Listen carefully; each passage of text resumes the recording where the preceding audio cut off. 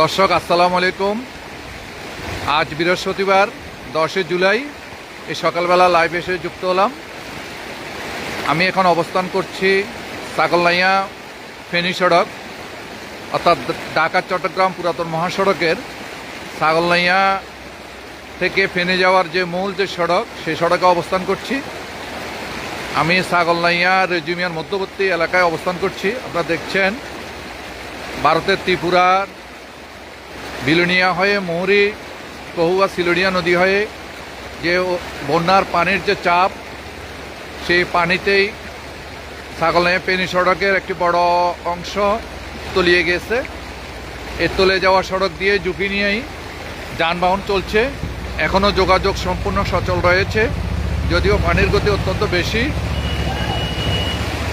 আপনারা দেখছেন ঝুঁকি নিয়ে যানবাহন চলছে এবং ফেনীর সাথে এখনো পর্যন্ত যোগাযোগ একদমই স্বাভাবিক রয়েছে। আতঙ্কিত হওয়ার কোনো কারণ নেই।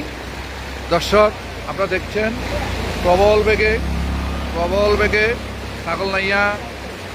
ছাগলনাইয়া ফেনী এই যে সড়ক পৌরসভার মধ্যেই আপনারা দেখছেন এখনও যানবাহন চলাচল করছে এবং অনেকটাই বলা যায় যোগাযোগ সচল রয়েছে।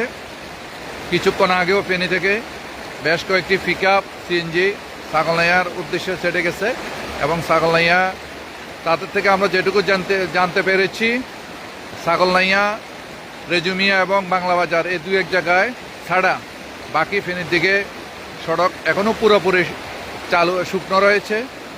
পানির যে বর্ধিত চাপ সেটি ছাগলনাইয়া হয়েই মুহুরী নদীর দিকেই প্রবাহিত হচ্ছে। ছাগলনাইয়া ফেনী সড়কের কয়েকটি অংশেই মূলত এইভাবেই এই পানি প্রবাহ, যে প্রচণ্ড স্রোত পানি মুহুরী নদীর দিকে দক্ষিণ দিকে প্রবাহিত হচ্ছে।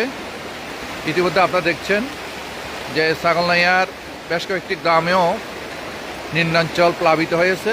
এখনও সামান্য গুটি কয়েক বাড়ি করে পানি উঠছে আমরা খবর পেয়েছি। মোটামুটি এখনও ছাগলনাইয়া বন্যা পরিস্থিতি সম্পূর্ণ নিয়ন্ত্রণে রয়েছে।